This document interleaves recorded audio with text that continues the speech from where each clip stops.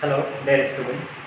আজি আমি class 10 or chapter 4 দ্বিঘাত সমীকৰণ বিষয়ে অধ্যয়ন কৰিম। প্ৰথমতে আমি ইয়াৰ বেসিকখিনি জানি লম, তাৰ পিছত ইয়াৰ ৰিলেটেড যিমান প্ৰবলেম আছে প্ৰবলেমবিলাক সলভ কৰিম। প্ৰথমতে আমি জানিম যে সাধাৰণ আৰ্হি কি, দ্বিঘাত সমীকৰণৰ সাধাৰণ আৰ্হিটো জানিম। দ্বিঘাত সমীকৰণৰ সাধাৰণ আৰ্হি হৈছে ax² plus bx plus c = 0। এইটোৱে হৈছে দ্বিঘাত সমীকৰণৰ সাধাৰণ আৰ্হি।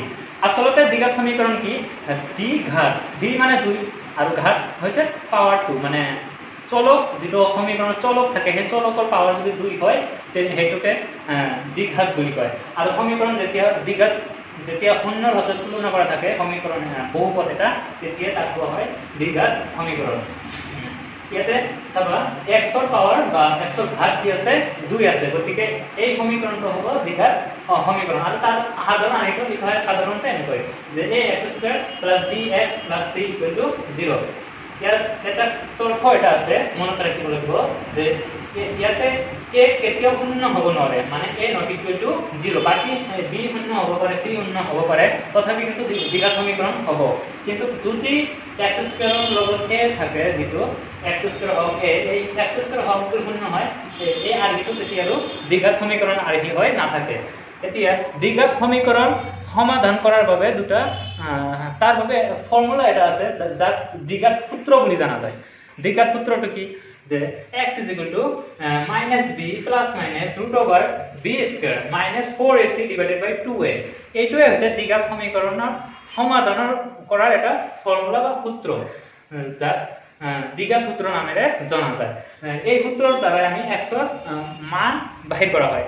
x ৰ মান যেটো বাহিৰ হয়, x ৰ মান সাধাৰণতে দ্বিঘাত সমীকৰণত দুটা বাহিৰ হয়, যেহেতু দ্বিঘাত ঘাত দুই থাকিলে তাৰ x ৰ মান দুটাই বাহিৰ হয়। এই মান দুটাক দ্বিঘাত সমীকৰণৰ মূল বুলি কয়। তেনেহলে x দ্বিঘাত সমীকৰণত দুটা মূল থাকে, এই মূল আমি দ্বিঘাত সূত্ৰৰ সহায়ে আমি বাহিৰ কৰিব পাৰিম। ইয়াৰ পিছত আৰু এটা সূত্ৰ সাধাৰণতে এই পাঠটোত প্ৰয়োজন হয়, যি সূত্ৰটো কয় পাইথাগোৰাছৰ সূত্ৰ। এইটো ক্লাস 9 আছিলে।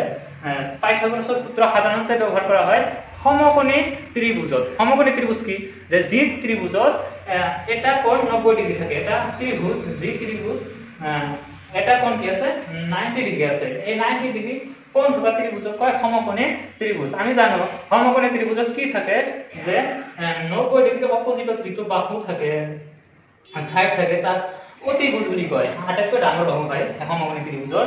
তাৰ পিছত 90 ডিগ্ৰীৰ লগত এটা বাহু থাকে, তাক আমি ভূমি বুলি কওঁ, আৰু বাকি যেটো বাহু থাকে সেই বাহুটোক আমি লম্ব বুলি কওঁ বা উচ্চতা বুলিও কোৱা হয়। এই তিনিটা বাহু লৈ কিনে এটা সূত্ৰ আৱিষ্কাৰ হৈছে, সূত্ৰ বনোৱা হৈছে। সেই সূত্ৰটোকে কয় পাইথাগোৰাছৰ সূত্ৰ। সূত্ৰটো কি, যে ভূমি স্কয়াৰ প্লাস লম্ব স্কয়াৰ সমান সমান অতিভুজ স্কয়াৰ। এইটো হৈছে পাইথাগোৰাছৰ সূত্ৰ। এই পাইথাগোৰাছৰ সূত্ৰৰ সহায় লৈ কিনেও আমি কিছুমান প্ৰবলেম আছে বা কোৱেশ্চন বিলাক আছে যে আমি সলভ কৰিব লাগিব। গতিকে আমি দ্বিঘাত সমীকৰণ অধ্যয়ন কৰিবলৈ গ'লে এই তিনিটা বস্তু বেসিক প্ৰথমে আমি জানিব লাগিব। তিনিটা বস্তু কি, সাধাৰণ আৰ্হিটো জানিব লাগিব, দ্বিঘাত সমীকৰণটো দেখাত হয় কেনে ধৰণৰ। ইয়াৰ এটা যদি বেসিক এক্সাম্পল, সাধাৰণ এটা এক্সাম্পল লওঁ, কেনেকুৱা হ'ব, যে suppose 3x² minus 2x plus 4 কিবা এটা ললো আৰু equal to 0। এইটো হ'ব এটা এক্সাম্পল, উদাহৰণ, দ্বিঘাত সমীকৰণৰ উদাহৰণ।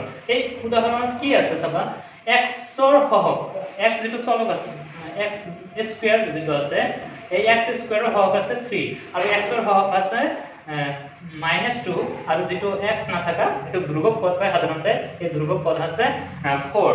ইয়াৰ পৰা ইয়াতে আমি প্ৰথম সমীকৰণ সাধাৰণ আৰ্হিৰ লগত তুলনা কৰো বা কম্পেয়াৰ কৰো, তেতিয়া আমি a ৰ মান পাম, যেহেতু এই x² লগত থাকে, a ৰ মান 3 পাম, b ৰ মান, b মানে x ৰ হওক, ইয়াতে x ৰ লগত যেহেতু -2 আছে গতিকে 2 হ'ব, আৰু c টো কয় ধ্ৰুবক পদ, ইয়াতে ধ্ৰুবক পদ আছে 4, গতিকে c ৰ মান হ'ব 4। এনেকৈ আমি a b c ৰ মান আমি এটা দ্বিঘাত সমীকৰণৰ পৰা উলিয়াব পাৰিম। আমি নেক্সট ক্লাছত ইয়াৰ প্ৰবলেম বা কোৱেশ্চনবিলাক সমাধান কৰিম।